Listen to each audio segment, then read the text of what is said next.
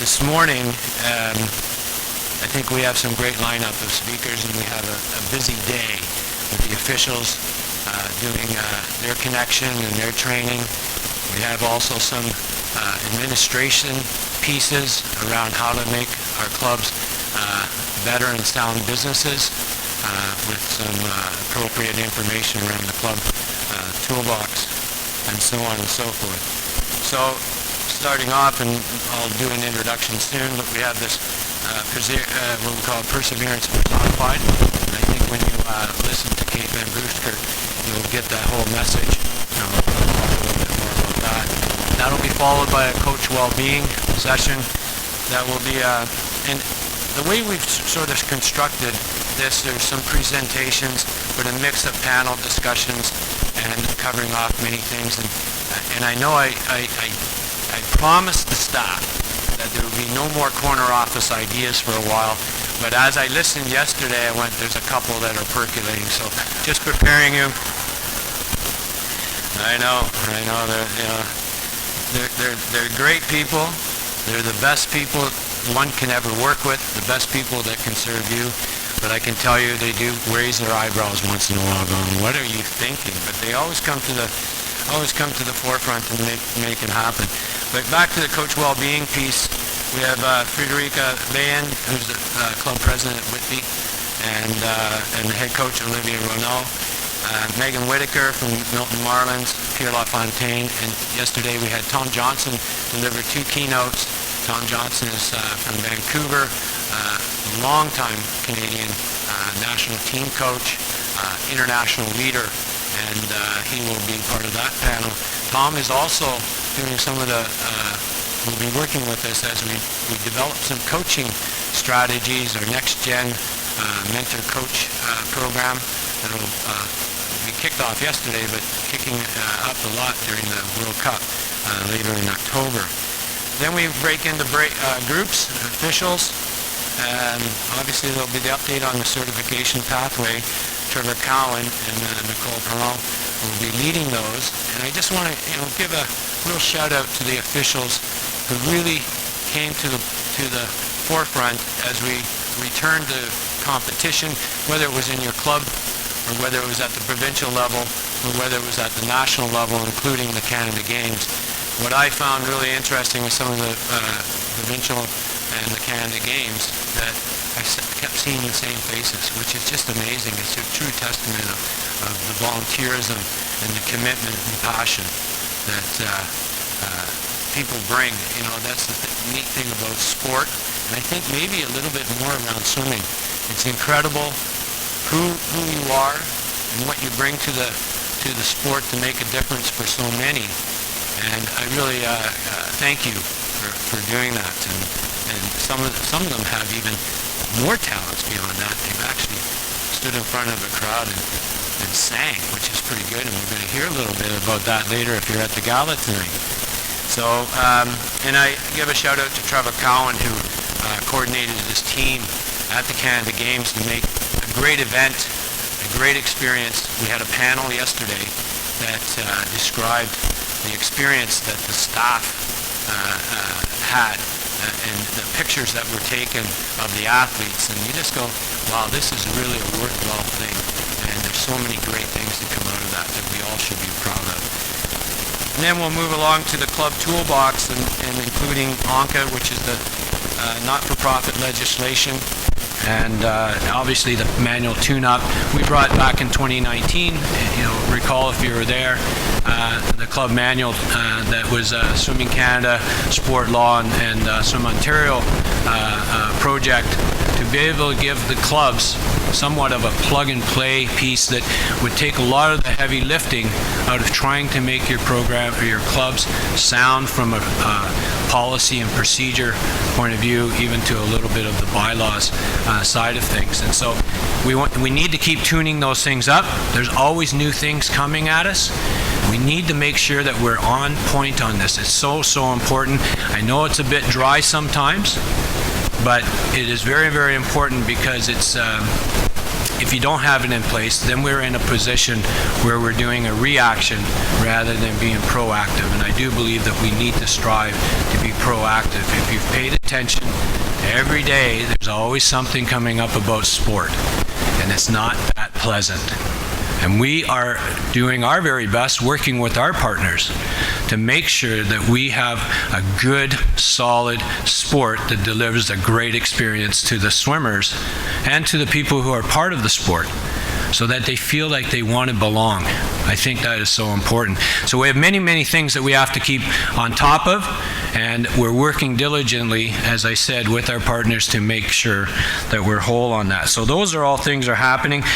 We have an interesting piece this afternoon, Coach Legacy piece, where we're bringing some of the coaches who have recently retired, have been retired for a little bit. Some of them are saying they are getting a bit more rested. A panel that has Alan Swanson, Andrew Craven, Ron Campbell, Kathy Party, and Tom Johnson. Maybe Tom, I haven't talked to you about that one, Tom, but lessons from life coaching, and I think there's so many things to learn from our legacy coaches. And then to wrap up, and I know some of the officials will be busy in their learnings, but we have what we call a Swim Ontario Community Partnership. This is who we are and this is what we do. A mixture of the board of directors that are in and amongst here, which is great, and some staff, and it'll be just a little bit of an in-person, we'll call it town hall, just describing exactly that. This is who we are, and this is what we do. Our board is expanded out to 9. We had 2 new board members be voted in the other day at the AGM, Brad Sales and Leela DeCruz. So pretty outstanding, the progress that we've made in trying to combat some of the things. So before I finish off here, I just want to really say a thank you to all the people, and a lot of it's staff, but some of the volunteers around this conference. Christy Yarmchuk, the quarterback of this thing. I don't know how she does it. I honestly don't know how she manages all the people and manages the changes that take place. But as we said yesterday, we have learned how to adapt, to adjust, and to pivot. And I know we want to try and stay away from those words for a while, but it is what we do. And I think we've done a tremendous job, and I really commend all of you that are in the room and those that are not in the room, that you've done a tremendous job for your clubs over the period of time. Obviously the staff, can't say enough about them, and we look forward to Jim Snow for stepping up to be our MC for these past 2 days. You'll get the friendly voice of JF Potvin later tonight at the gala. Hopefully you have a chance to look at the history pop-up out there. There's some really interesting archives of things. We keep a lot of stuff. There's no two ways about that. We are in the process and talks of downsizing our office, like most sectors and industries that are doing so. And we've done it. I have to say the staff have done a great job at working on this hybrid, working from home. I think they enjoy it. But some of them have also learned that they're working way more. They're more on that 24/7 thing, and we have to try and combat that. So the theme was always power of community. I think that's what we have to believe in. That's how we roll. And I think we need to find ways to get better at that. We have some ideas in the planning stages to try and bring clubs together, to work with each other, to collaborate, to become better, to share ideas, to share best practices. So we have to keep working on things like that. And because it is all about people, it's all about the real people, the real experiences. And so hopefully today and yesterday, there was all this enjoying being together, because it is a new thing. And it's not as easy as one might think. If anybody's done some traveling, it's going to be, a bit of adjustment around that. Same thing, adjustment to coming together. But we're humans, we want that. We need it to learn, to share, laugh. We had a few laughs yesterday for sure. To feel good about what you're doing and who you're with, but to feel energized. We need that energy. We need that energy to be over the course of the season. We know we're excited right now, but we need that excitement throughout and actually coming to when it sometimes matters in that June, July period, because that's when people are saying, this has been great, I want to come back next year. We want that. We want our coaches to be feeling that way. We want the swimmers to be feeling that way, and we need the volunteers and the officials to feel that way. We have things to work on, but I know that we're going to make things like that happen. So anyway, stay the course.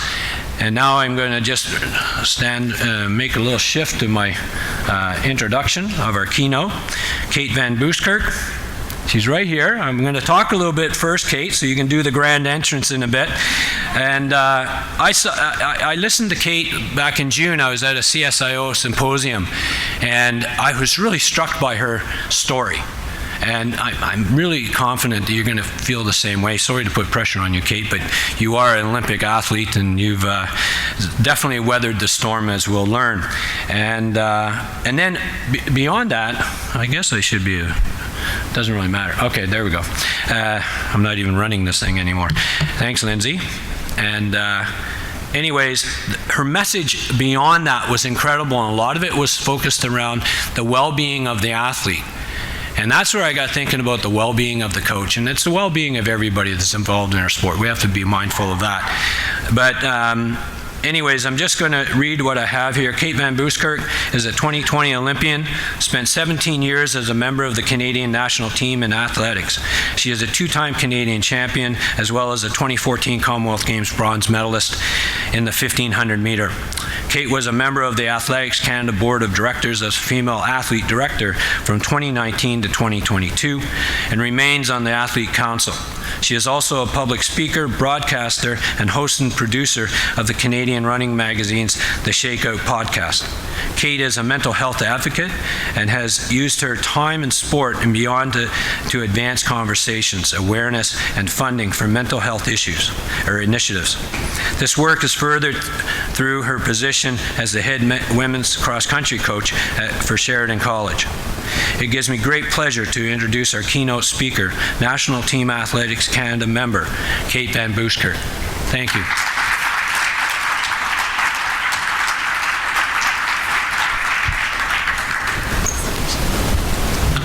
Did you just trip there? I did. When I saw Kate in June, she was so excited. She made a comment saying, "This is so great, I get to wear heels." And today... I'm in my flats and I'm still tripping. You still trip, yeah. Thank goodness I'm not wearing the heels. Yeah. Thank you, Kurt. You got it, Kate. Thank you. This is on. Okay. Good morning, everyone. Is this too loud? Can you hear me okay? All right, awesome. Thank you so much for having me. I'm really thrilled to be here today. As you've discerned already, I am not a swimmer. I do my racing on tracks and on the roads, not in the pool. But I have been involved in sport my entire life as an athlete, and then, as was mentioned, in a number of different sort of administrative capacities and on boards, and really have a strong love of sport, a passion for it. And of course, there are a lot of parallels between athletics and swimming, sort of as our sister sports. So I'm hopeful that a lot of my messages today will translate over to you despite not being a swimmer. But again, I want to thank you all so much for having me today, and also for all the great work you're doing. I've been greatly involved in my own PSO for a number of years, and I can really appreciate all of the dedication and the hard work that goes into making the sport happen, especially over the last couple of years and the challenges that we've all faced. So thank you in advance for that. So I am an Olympian, but I am also a daughter and a sister and an aunt. I'm a journalist, I'm a storyteller, and I'm a coach. And as was mentioned, I am an advocate for greater mental health awareness and conversations. I'm an advocate for athlete rights, and I'm an advocate for advancing our sports system in Canada and Ontario. And so I'm going to talk about all of these things today, but I'm really going to focus in on those last three, and particularly how we can continue to expand our ideas about building a more resilient and a more robust sports system in Canada, and particularly here in Ontario. So on that note, I know you all have paper and pens on your tables. I believe you all have them. If not, maybe you could grab one, please. Because I'm going to make you do some work first.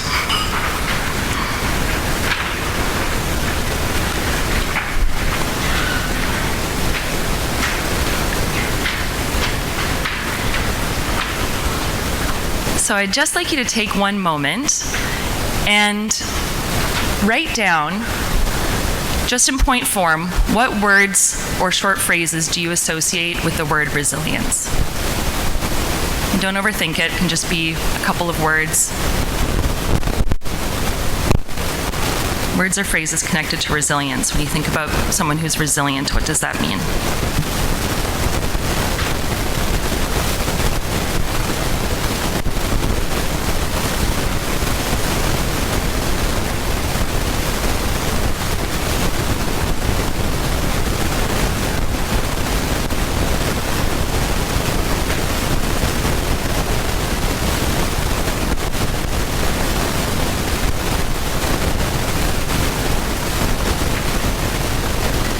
And when you're done, you can just set it aside. We'll come back to that in a little bit. Thanks. So I have recently decided to retire from competitive track running, and I've been sharing my story a lot more frequently over the last few months. And I like to open these talks with one of my favorite quotes, and it's by Albert Einstein. And it says, "In the middle of difficulty lies opportunity." So I first heard this quote back in 2011 while watching the first season of a CBC show that went on to become one of my favorites called Being Erica. I'm not sure if anyone in the room has seen it. But essentially the protagonist, Erica, has hit rock bottom in her life. And she encounters this therapist named Dr. Tom, who sends her back in time to learn from her regrets. And so I remember watching this show and thinking, man, I wish I had a Dr. Tom. I want someone who can play with that space-time continuum and help me correct all my mistakes and learn from all my problems. At the time, I had just come back from 5 years of university in the States. And during that time, I experienced a lot of success as a varsity athlete. I had a great time in that capacity, but I also experienced a lot of really challenging mental health struggles. I ended up taking 2 separate personal leaves of absence during my time in university so that I could work on some of those mental health issues that I had. And by the time I came back to Toronto in the spring of 2011 for the final time, I came back feeling pretty defeated. So I felt this real mix of sort of shame and guilt and a lot of uncertainty about what my future was going to look like. So 1 hour every week, I would escape into my TV and watch Erica and follow her journey, and secretly waiting for my Dr. Tom to appear and help me fix all my problems. And of course, as the show progresses, what we learn is that Dr. Tom isn't actually fixing anything for Erica. He's just helping her to see things through a different perspective so that she can be the driver of her own growth and her own self-determination. In the middle of difficulty lies opportunity. I've been reflecting on this quote a lot over the last couple of years, particularly in the context of COVID-19. As I said, it's only been in the last few months that I've decided to retire from competitive track running, and that's been a huge transition for me, and I'm going to speak more about that in a little bit. But I'd like to start by taking you back to just before the pandemic. So I spent the first couple of months of 2020 in Flagstaff, Arizona, which is kind of the mecca of high altitude training for runners, and I think for some swimmers as well. And at the time, I was recovering from an injury, and I was really hoping that I was going to kind of cheat the process by getting a little bit of an altitude bump, and that was going to help make up for the time I had lost in my injury, leading into what I thought were going to be the 2020 Summer Olympic Games. I had not been an Olympian before. This was going to be probably my last big shot at this. I was 33 years old, and I knew that I was probably nearing the end of my career. Of course, what happened was that the pandemic hit us. The World Indoor Track Championships in March were canceled. The Canadian National Championships were canceled. And then, of course, there was the official postponement of the Olympic Games. So I came home from Flagstaff in late February of 2020, right before all of this hit. And then what it allowed me to do with the postponement was to really take the time I needed to fully recover from this injury. So I spent the spring and summer of 2020 with my little ragtag group of training partners, just doing time trials. I didn't race, but I got really fit, I got really healthy. And in some ways, I was quietly grateful that I had an extra year of preparation to try to make the Olympics, because I don't think I would have made it had I been rushing myself back into fitness for the 2020 Olympics. So I call that my opportunity through difficulty point number 1. That fall of 2020, after years of working with various mental health professionals to varying degrees of success, I found a new form of mental training called neurofeedback training, and I dedicated 14 weeks to this practice. The more frequently you go to these sessions, the more you get out of it. So I was able to go 2 to 3 times a week to work with this therapist, and that's something that I would not have had time to do had I been in a normal training and racing cycle. So that allowed me to have that time and space to really work on my mental health.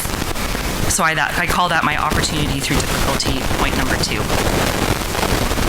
And then working from home and not being able to really go out and do anything, I was presented with another opportunity to spend all 16 recommended hours a day in my high altitude tent so that I could get optimal benefits. It became where I slept, it became where I worked, it became where I had my snacks, and so I kind of call that my sneaky opportunity through difficulty point number 3.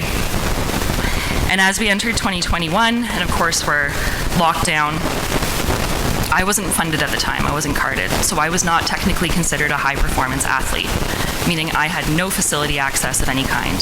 So no indoor track, no treadmills, no cross-training equipment, no weight rooms.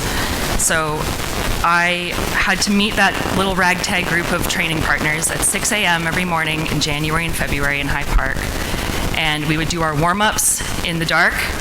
We would time our first interval because we knew the snowplow came by at 7 a.m., so we could follow it and we'd have a clear path to run. I did squats with water jugs and anything else they could find. I transformed my 700 square foot condo into my weight room, and I ran up and down the stairs of my condo building trying to get in some plyometric work, and that's how I trained through the winter of 2021. And by March of last year, March of 2021, I was actually really fit and I was healthy. And I think I was probably more mentally tough than I had been at any other point in my career. Thanks, I'm sure, in no small part to the fact that I'd had more time to really invest in my training and my health and my recovery. And I wasn't trying to rush myself back into any kind of racing shape. So I think that that's probably my opportunity through difficulty point number 4.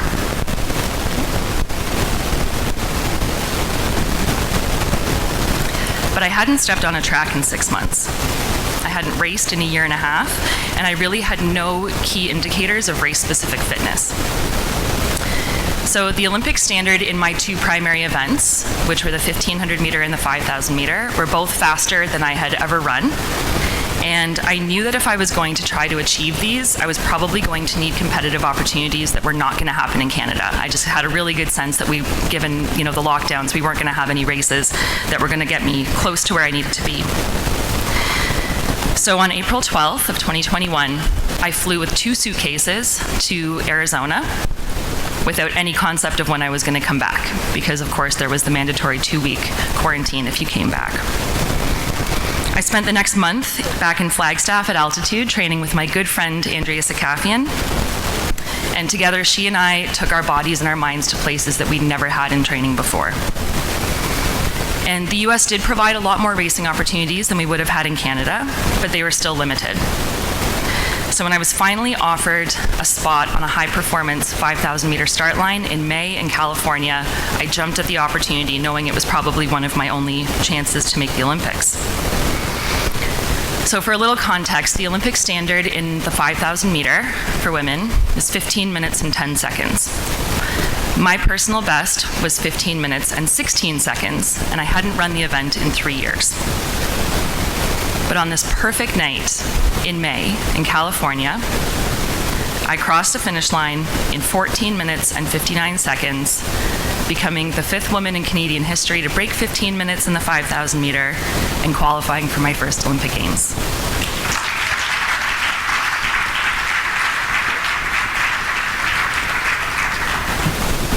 Thank you. Still try to not choke up when I say that. So over the next 3 months, I raced in the US and Europe. I did an altitude training camp, that's too far, an altitude training camp with a group of Australians in Switzerland. I paced at Diamond League events. I returned to Flagstaff for our Athletics Canada pre-Olympic prep. I I made a last-minute pivot with a few teammates to go to Hawaii instead of Gifu, Japan, to do my final Olympic training. I was almost denied entry into multiple countries because COVID restrictions would change mid-air when I was flying, for instance, from Portland to Frankfurt. And so I would think I was fine when I took off, and then I would land, and they would say, sorry, you can't come in. I pulled more than one all-nighter, trying to get a hold of various Olympic committees, international Olympic committees, so that they could grant me access and write me letters and bend the rules so that I could get in and race.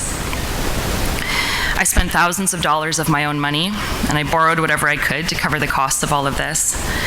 And I balanced all of my jobs and my volunteer roles through numerous time zones, competition and training plans that changed all the time, canceled meets, delayed flights, ever-changing COVID protocols. But it paid off.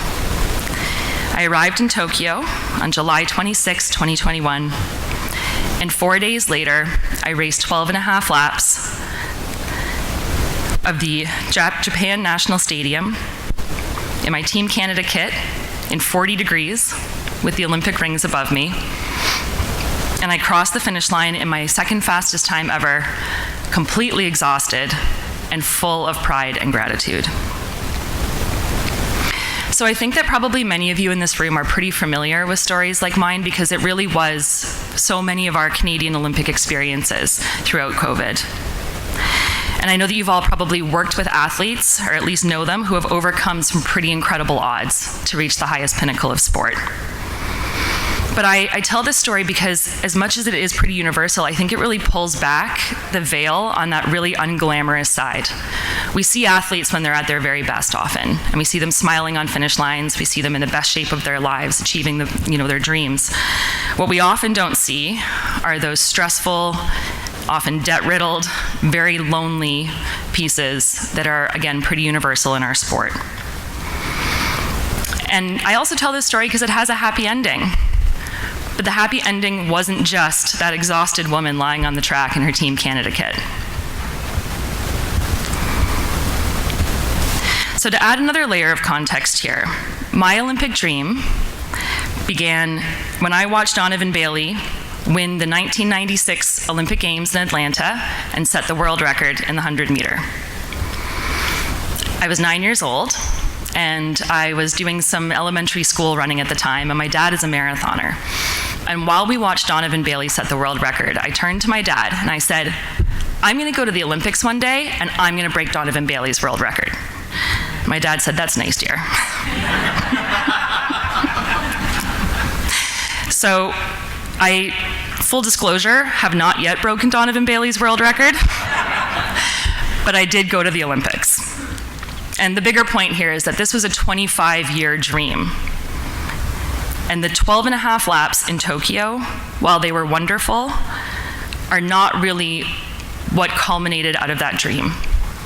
What was more important for me was the person I became in that pursuit. Whoops. So that's 9-year-old Kate, and then that's 34-year-old Kate at the Olympics. And my mom made that strawberry outfit, by the way. I wore that at my track and field day. Still wish I could rock that kit.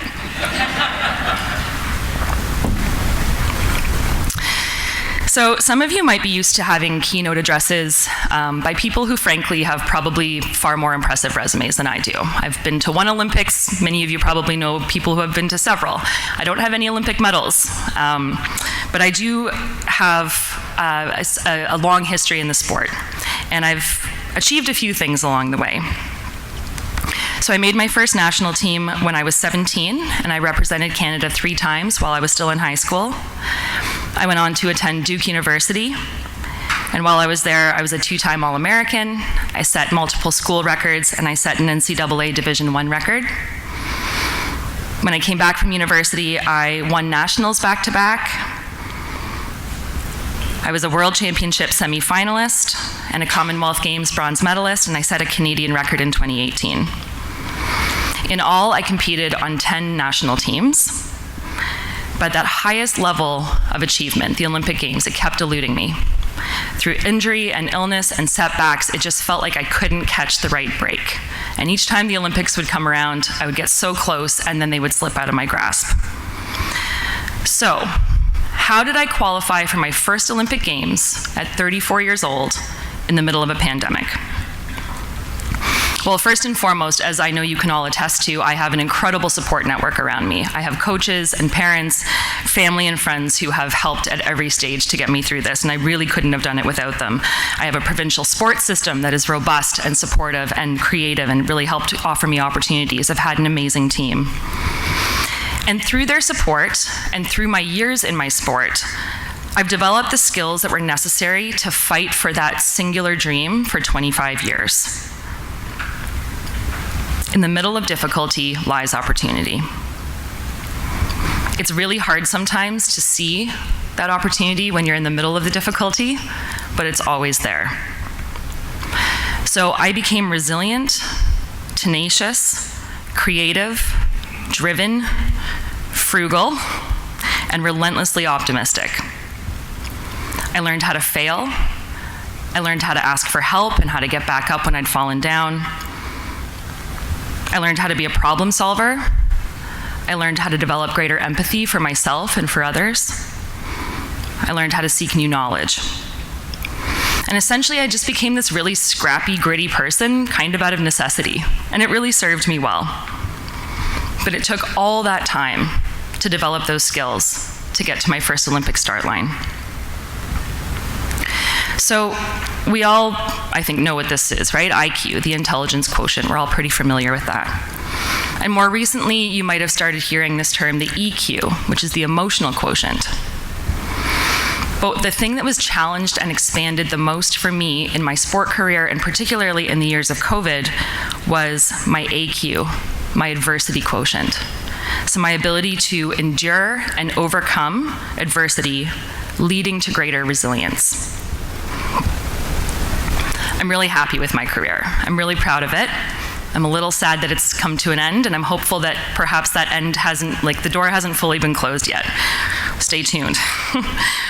But as I approached retirement and started thinking back over these 25 years, I started to think a lot about what if. So what if things had been a little bit different and a little bit better? What if I had been able to develop and expand that adversity quotient, but I hadn't had to rely on it so heavily to get to where I wanted to go?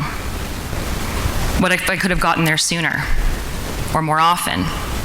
And what if I could have achieved even higher as a result? So I sat on the board of directors for Athletics Canada for 2.5 years as the female athlete director. And in that role, I was able to learn a lot more about the similarities of my story with other track and field athletes, and then also with other athletes in other sports. A lot of sort of inter-sport conferences. And this theme of what if kept coming up. It was something that we kept talking about. And the what if often sat in 4 overlapping but somewhat distinct categories. So the first is mental health. And this is what I spend a lot of my time talking about. Like I said, I took 2 separate leaves of absence while I was at Duke to focus on and take care of my mental health. And I was really grateful that I had a coach who was supportive of that, because I was a scholarship athlete and it would have been really easy for them to say, you know what, this is too much of an investment, good luck, and let me walk away. And they didn't do that, which was wonderful. But I had to take that time. And I know that this is sometimes difficult to hear, but I suffered from severe depression, anxiety, and suicidal ideation. And it got to a point where I realized I needed to remove myself from that environment so that I could take care of things. And we know that mental health issues and challenges are often exacerbated when we're under chronic physical and mental, emotional, or psychological stress. And so while, of course, sport or mental health doesn't discriminate, athletes do have unique challenges that face them. At least 5 NCAA athletes in this calendar year have died by suicide. I know that's hard to hear, that we know of, at least 5. And there are untold numbers in our Canadian sports system who continue to struggle mightily with their mental health. With mood disorders, chronic fatigue, burnout, disordered body image and eating. And often they turn to really unhealthy and unsustainable ways to cope. We don't have adequate mental health funding. We all know that. We don't have enough understanding and resources. Of course, this is true in society at large, but we're here talking about athletes, and there are unique things that we can do to help that.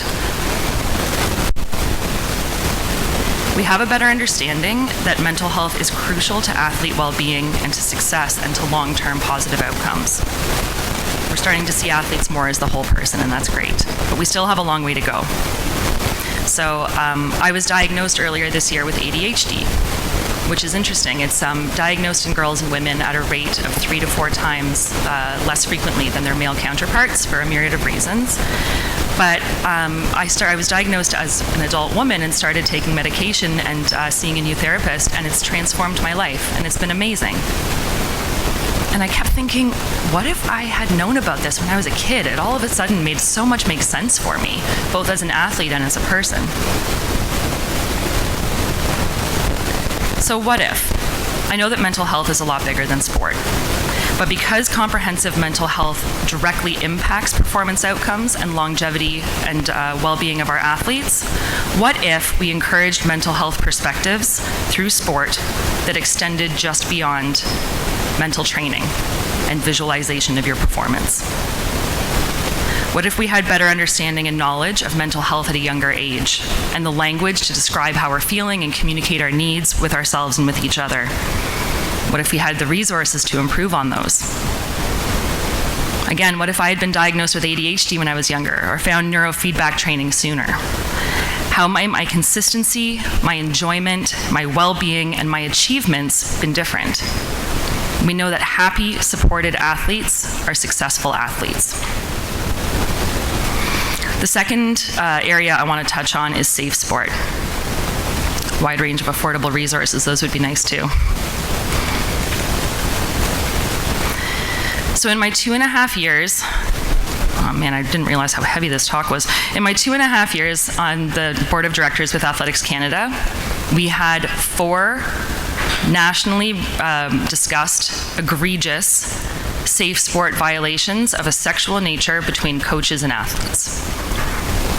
Again, that we know of. In 2.5 years, there were 4 that were uncovered. There was a handful of other issues that also happened that under different circumstances probably would have seemed pretty egregious, but in the context of everything else that was happening, they didn't seem so bad, sadly.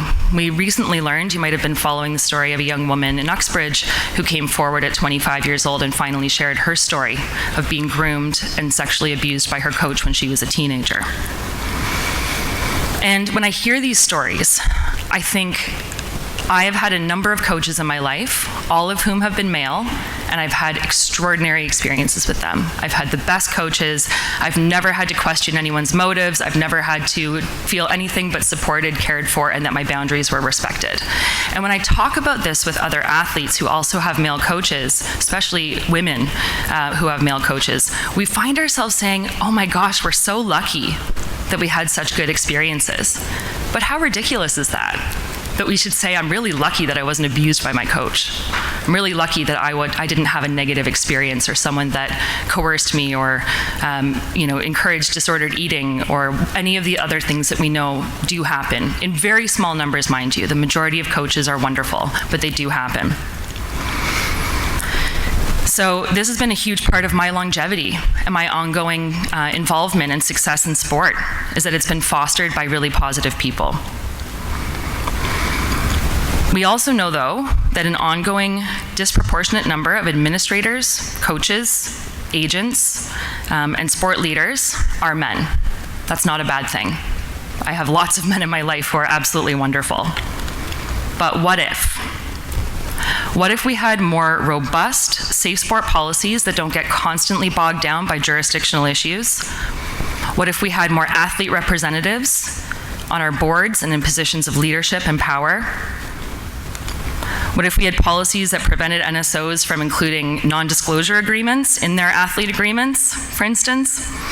Essentially prohibiting athletes from voicing concerns because they might cause some detriment or reputational damage to the organization. What if we ensured that all athletes had better access to information and education around Red S, around chronic fatigue, around concussion protocols, about adrenal fatigue, and healthy, sustainable body composition from a really young age? What if we had more women, more people of color, Black and Indigenous folks, a wider range of physical ability and neurodivergence represented in our leadership? The third area I want to talk about is funding, and I know that this is one that many of us don't have a whole lot of control over. But what we do know is that it's really common for athletes to take huge risks in their health and their well-being, especially when they're returning from injury or illness, so that they can retain funding, because funding is so often a year-by-year process. I retired in great part because I can't afford to keep doing my sport. I went into too much debt getting to the Olympics, and I came out of the Olympics in the best shape of my life, having achieved my highest level of sport ever, and I remained uncarded and unsponsored. And that was the determining factor. I said, I can't keep doing this. But my story is not unique, and I'm really enjoying what I'm doing outside of competition now. But what if athletes didn't have to press so hard and make so many sacrifices to return to competition so that they could get carded or sponsored? What if there was more funding that rewarded improvements and achievements regardless of age? What if athletes' financial situations weren't so precarious and entirely dependent on performance on a single-year basis that often rewards a constantly upward trajectory that is unrealistic and unsustainable? And the fourth area I want to focus on is what I call our attitudes about success and failure. So we're here in part to celebrate 100 years of Swim Ontario, and that's incredible. What an accomplishment. And when we think back about what goes into building a legacy, like the one that you all are part of now, as I said, there's no such thing as just a constant upward trajectory to success, right? There's ups and downs, there's tangles, there's a lot of failure so that we can recover and then rebuild and grow. Just the same way that athletes are. We don't win all the time, but sometimes the way that we talk about sport can be pretty binary in terms of winning and losing. I don't think we spend enough time on the in-between, on that gray area. So what if we encouraged vulnerability in our athletes and had longer-term development views that extended beyond the next year or the next quadrennial? What if we acknowledged that progress is not linear and rewarded people for being honest when they stumbled? What if we had pregnancy and parental support for our athletes? I've told this story many times, but with Athletics Canada, for a number of years, well, for their entire existence until very recently, you could get one injury card in your career. And if you were a person that got pregnant, that counted as your injury. So you could either get injured or pregnant once, because, it's a choice. And Hilary Stellingwerff, many of you might be familiar with Trent Stellingwerff, so his wife Hilary, who's an Olympian, was very instrumental in changing that policy at Athletics Canada. So now that there is a pregnancy card as well as an injury card, which is great. But what if we could be more preventative and preemptive, listening to athletes and trusting them when they say they need a break? What if we rewarded and encouraged people to take time off from training and competition for reasons other than injury or illness or pregnancy? When someone said, I'm burnt out, I need a break. So I can't obviously answer all the what ifs, and we're not going to do that in this room today.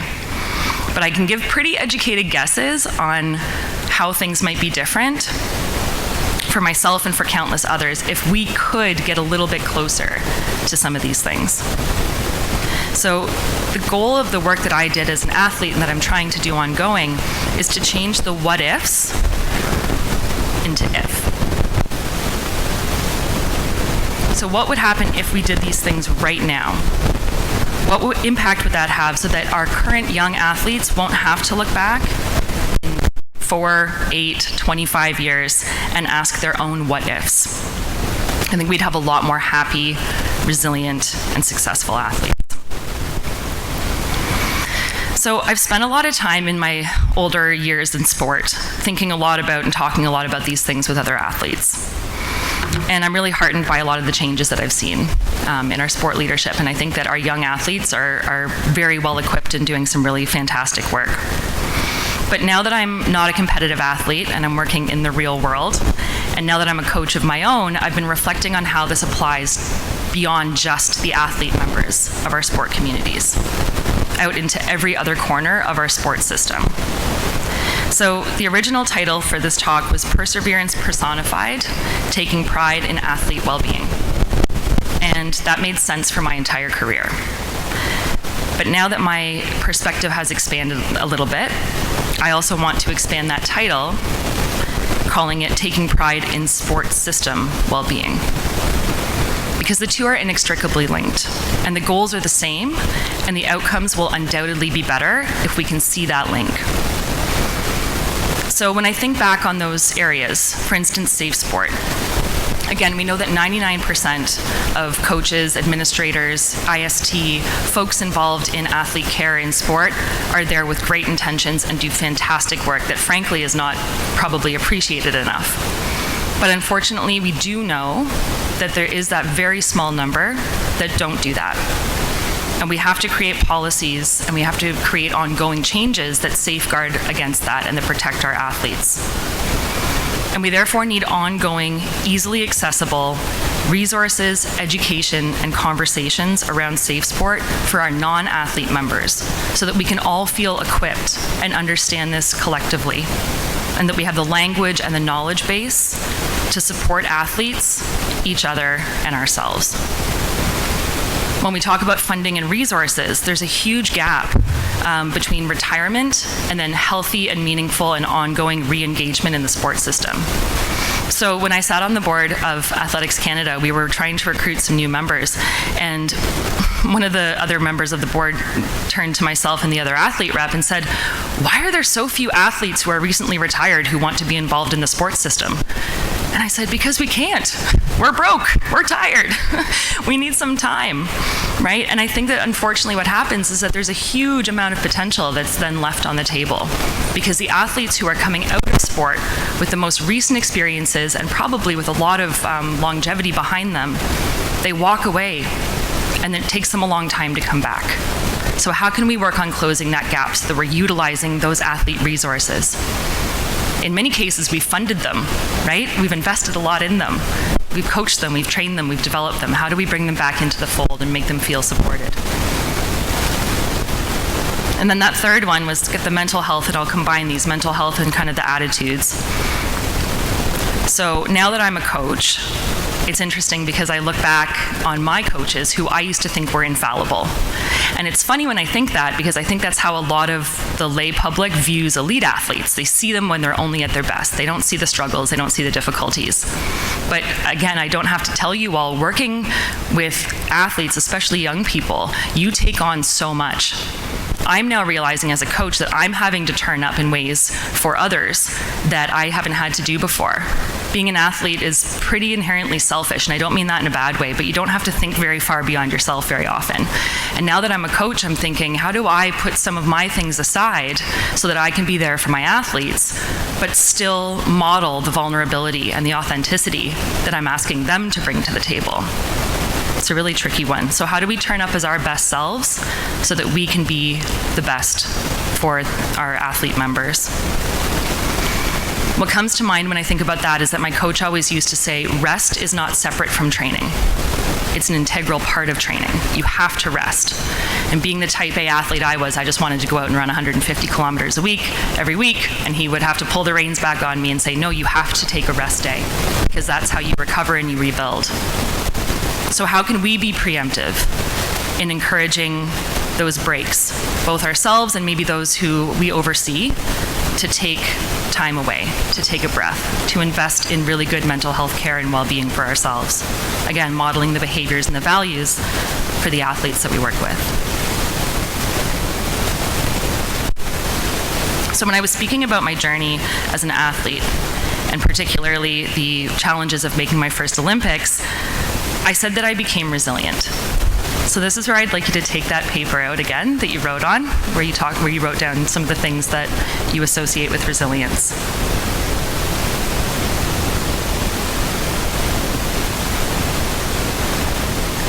So a few of the things that I identified when I think about what I embody as a resilient athlete. I talked about being tenacious and driven and persevering, right? Being able to get back up when I'm knocked down. And I think these are often words or phrases that are associated with resilience. But I also recognized that I became more creative and optimistic, that I learned how to fail, and that I embraced failure as an opportunity for learning and for growth, that I learned how to ask for help. I developed more empathy. I became a better problem solver, and I tried to seek new knowledge. So I encourage you to take a look at the words, the phrases that you wrote down that you associate with resilience. And maybe now in perhaps a slightly different context or perspective. Think about how you feel in the context of the sports system, what resilience means in that context, or of your PSO, or whatever your role in the sport organization is. And I really encourage you to share these and keep that top of mind when you're having conversations with your colleagues. Challenge you to try to expand that concept of resilience. So again, we're here celebrating 100 years of Swim Ontario, and that's such a fantastic milestone. But as we look to the future, I think it's really important to continue taking all of the knowledge that we've learned and that you've learned over those 100 years and building on them. Continuing to be creative and empathetic about the continued improving gaps that you've already identified.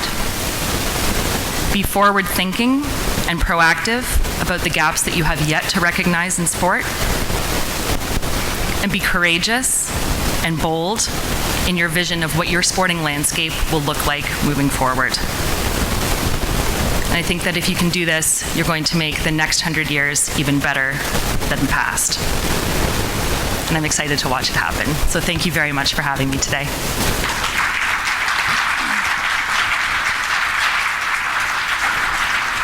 I do a question and answer? Do you have time for a question? Okay. Are there any questions?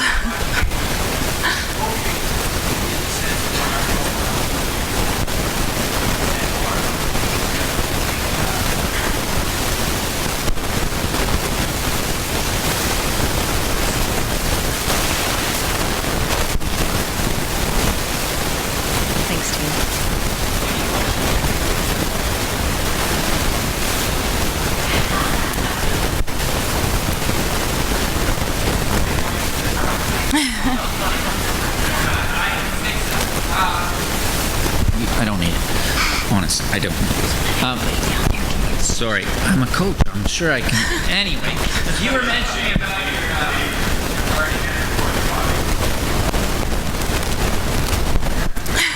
Gee, thanks. All right, you were mentioning about your cardio. If you'd have gone 14:59 as a 23-year-old and not a 33-year-old, would you have gotten cardio? I can't answer that definitively.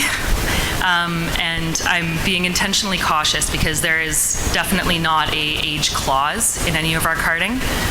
The short answer is I'm almost certain I would have been. And maybe if I can expand on that, what's interesting is that our current marathon record holder, her name is Melindy Elmore. She set the Canadian record in the marathon of 2 hours, 24 minutes, and 50 seconds at 40 years old with 2 kids after a 16-year hiatus from sport. And I use her as an example. The 3 women that we sent to the Olympics in the marathon in 2021 were 37, 39, and 41. And I don't think that that's a fluke. In fact, I see the trend going that direction for men as well, but I think that for a long time there seemed to be this idea that as soon as you wanted to have a family as a woman, you were done in sport, and that's certainly changing. But I think that there's just all kinds of exciting changes in our view of sports science and sports psychology that are allowing people to stay in sport longer, and unfortunately I don't think that a lot of the views of that when it comes to support have caught up. I hope that answers your question. Yeah.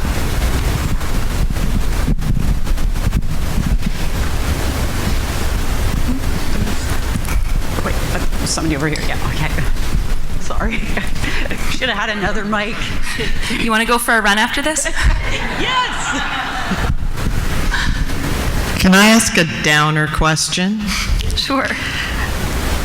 I've heard variations of this. You gave an excellent speech, by the way. Thank you. You should take it on the road. Thanks. But I've been hearing or thinking about things like this for 50 years, since I was a kid in elementary school. You know, being told that I was too whatever, that I would not be able to succeed at sports. I saw various iterations of, you know, the good and bad in sports with my own children. But it seems that people have been thinking about these things or talking about them for decades. So do you have any thought on how you actually make the change? Because, like, phys ed is taught the same now as it was 50 years ago. Sport organizations are relatively similar now to what they were 30 years ago. The progress is so incremental. And just curious, like I said, downer question. No, it's a really good one, and it's something that I spend a lot of time thinking about. And I would say, from my own perspective, what I've seen as a change is, and I'm sure that part of this is thanks to the world becoming smaller because of technology. But I've seen a lot more athletes saying that we refuse to not be part of the conversation anymore. So groups like Athletes Can is fantastic, and I'm sure most of you are aware of Athletes Can, but it's really a global leader in being by athletes for athletes and demanding leadership. So Athletes Can was such a great resource for me because we actually on our board of, I think we have 12 people, 12 people. 3 of them are athletes. 3 of them are athlete reps. So we have a male athlete rep, a female athlete rep, and a parasport athlete rep. And we had to really fight for that. Luckily, that was already in place before I came on the board. But groups like Athletes Can create templates for how you can lobby your board and how you can demand through Sport Canada, for instance, that there be greater athlete representation and greater athlete voice.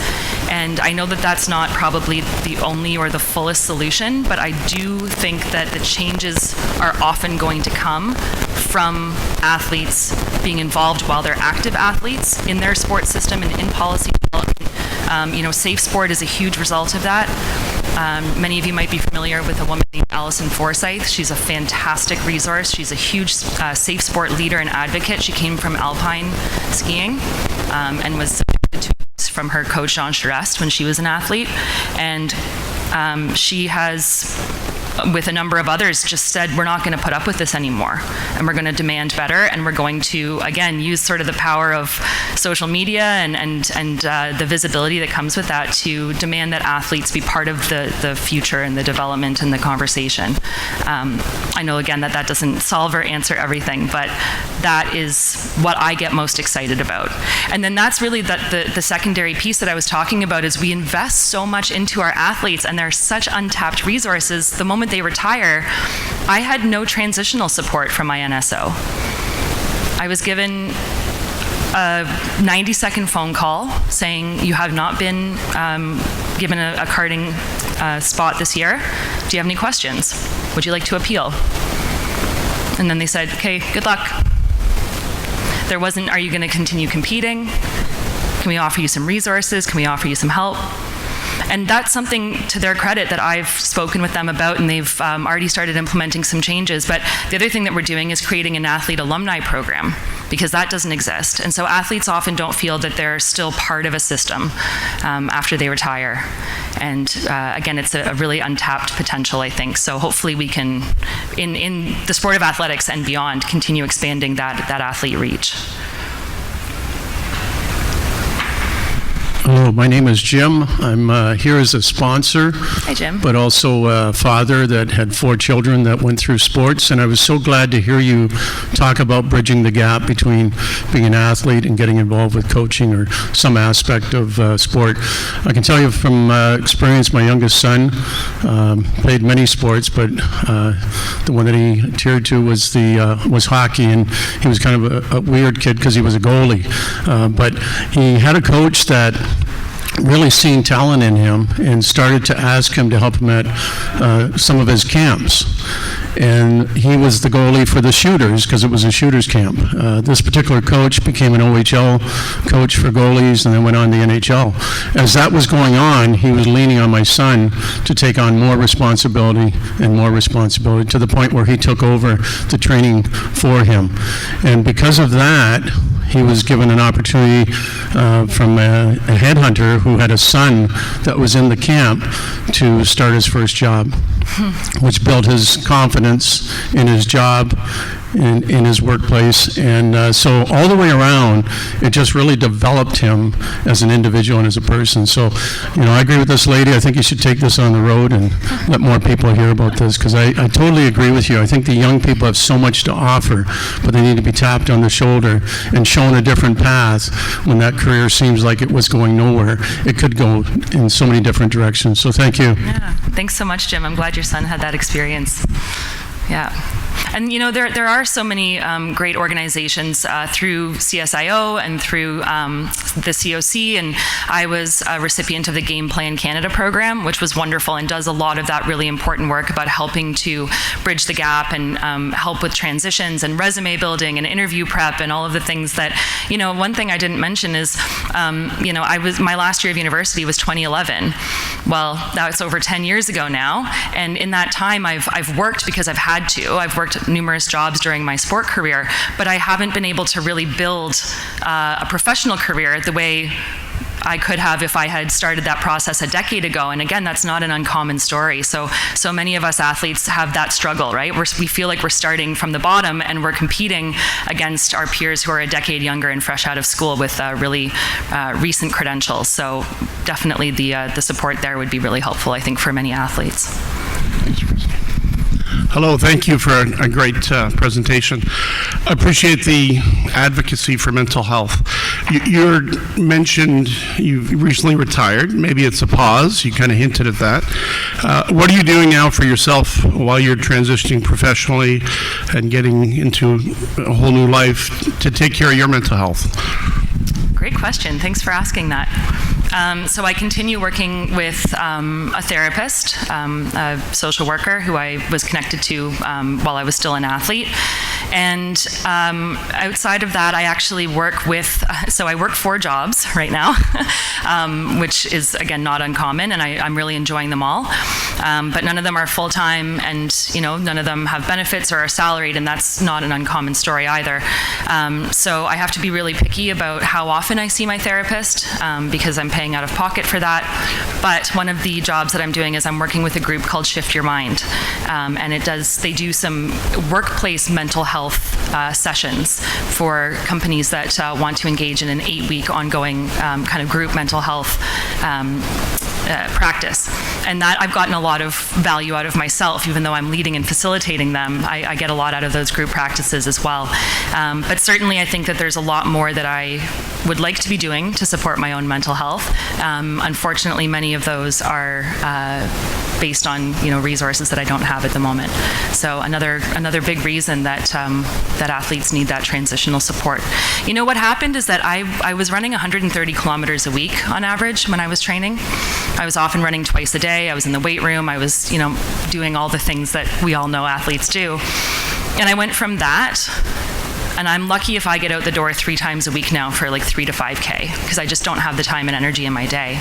So then the other thing I've noticed is the huge chemical and hormonal shifts that have happened in my body, right? I'm getting used to all of this transitionary stuff, just my mentality about it, but there's actual physical things happening that are also very different and very sudden.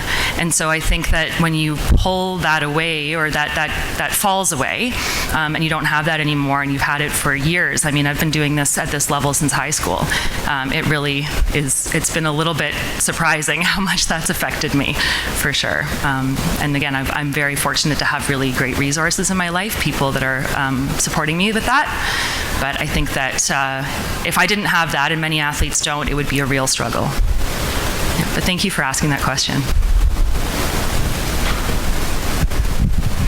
Thank you. It's a piggyback question, but going backwards a little bit. You mentioned the 2 breaks you took in university at Duke. I'm curious, maybe it's a little personal, but how long were those breaks? What were you doing during those breaks, and how hard or how difficult was it to come back to competition level after those breaks? Yeah, thanks for that. They were each a semester. So one of them was second semester, like the spring semester, which then led into the summer. So that was more like, I guess, 7 full months away from school. And the other one was a fall semester, so similarly coming off of the summer. And I trained and I ran during that time, but I came home. My parents lived in Brampton, so I came home and I lived with them. I continued training. I worked some part-time jobs. And again, I'm so fortunate. I'm the daughter of 2 social workers. So I had far more support than I think probably most people would, and really an understanding support network that was able to connect me with the resources I needed. But, you know, one of the things that I think back to when I think about those what ifs, it took me getting into moments of crisis to realize that I needed that time off. And so one of my what ifs is, what if we got ahead of some of these things and equipped especially young people with the understanding and the tools and the resources so that they didn't have to wait till they were in crisis before they did something about it. And that's something I would really like to see change. Yeah. Thank you for that.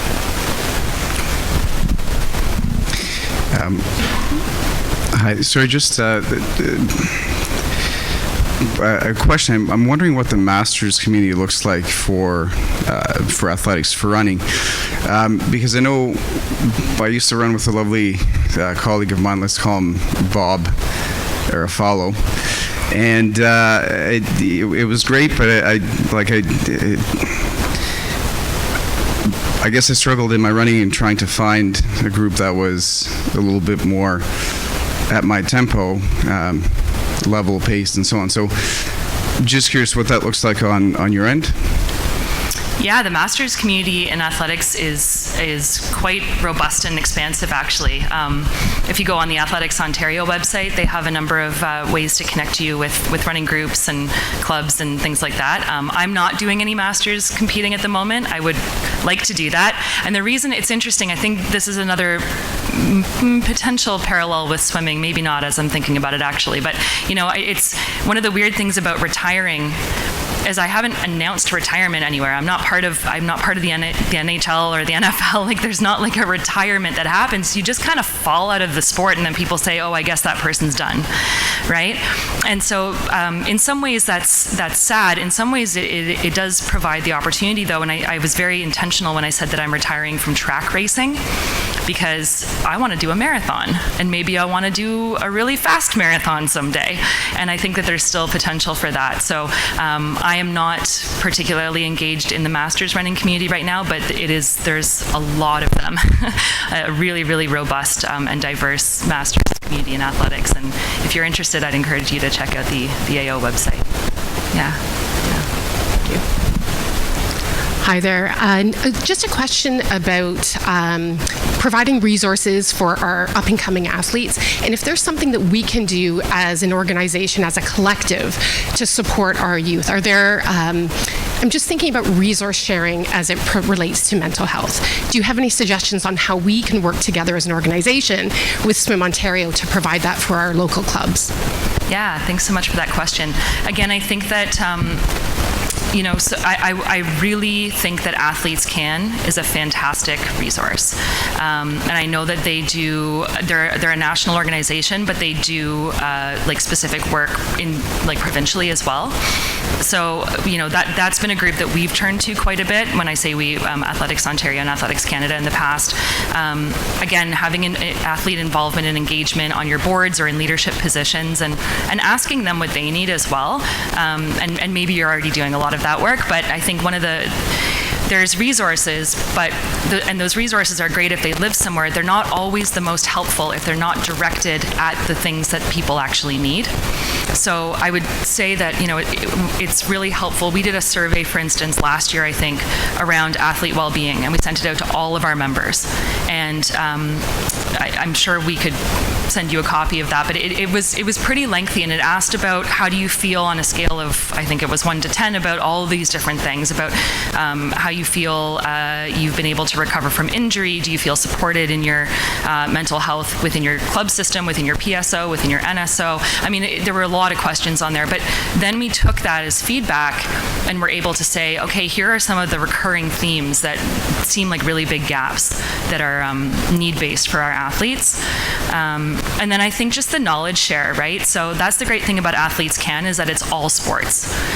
So that means that there are athlete leaders from all different PSOs and NSOs coming together and saying, oh, this is what we're doing. This is what our Safe Sport website looks like. This is what our coaching development website looks like. This is how we're pushing, for various need-based things in our organizations. And I think that knowledge share is really important too.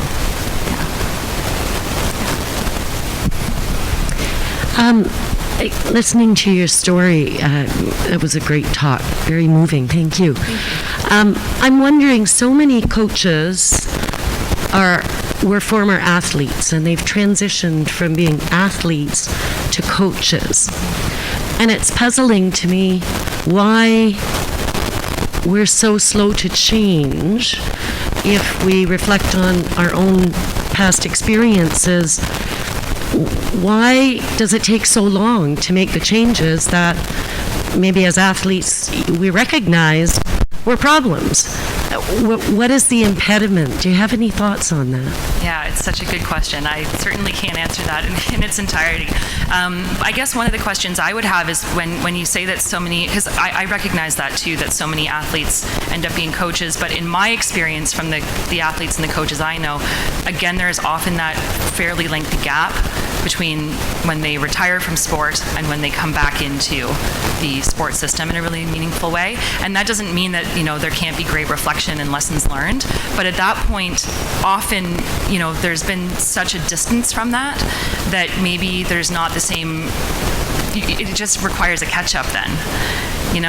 That's, again, one of the things that we talk about with our officials as well. We're having such a hard time recruiting officials in Athletics Canada. And most of our officials are retired because it's often a volunteer position, so that makes sense. But then there's not kind of a new crop coming up. So then very little changes. And I'm just speaking about one part of the sports system. But, if that's applicable to coaches and administrators and IST and officials, if there's that gap of 5 or 10 years between when an athlete stops competing and when they re-enter in a major way the sports system, that's 10 years of knowledge base that they haven't had. I don't, again, that's not a full answer, but I can't help but think that if we really grasped those resources right when they're fresh, and there's that passion with athletes, that we would be able to move the needle a lot faster. One last question. Sure. Hi, thank you so much for this speech. You touched on the topic of mental health and support systems and support groups, and mental health is a very umbrella term and a lot of things falls under it. Now, with regards to those groups, from your experience, what sort of services would you want to have seen from those groups or support systems that are in place that would have maximized for athletes? Yeah, so I think one of them, again, that I mentioned was that we actually recently, I keep saying we, Athletics Canada recently brought on a clinical psychologist as a part-time person as one of our IST. And for a long time before that, our sort of entire conversation about mental health was around how do you prepare best and visualize so that you can turn up on the start line and run your fastest race, right? Like, it was a lot of performance training, which is really important. But there was just no conversation at all about the more robust elements of mental health. So I'm glad to see that in our NSO, we've recognized that and brought someone in who can act as an ongoing resource for athletes. And again, I know that funding is always going to be an issue, and that's something that I think we all feel like we're banging our heads against walls sometimes. But maybe there's more lobbying that we can all do collectively to say to Sport Canada, we need a dedicated fund for mental health for our athletes, because if we're demanding so much of them physically, we also need to recognize that we need to continue taking care of the mental well-being. And I've said this before, I think that very few of us would ever see it this way. But even if our only mandate is our bottom line, so even if we said, I really don't care about how well this person feels, I just want them to perform well, this would also help that. Because the more we can be, again, preemptive and proactive, we then will invest in athletes who are going to be healthier and happier for a longer time. And then they're going to maybe compete at 2 Olympics instead of 1.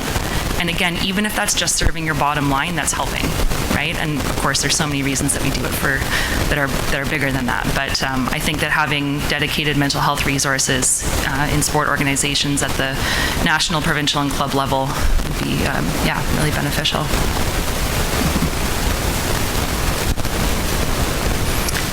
Thank you all so much. I've really enjoyed this.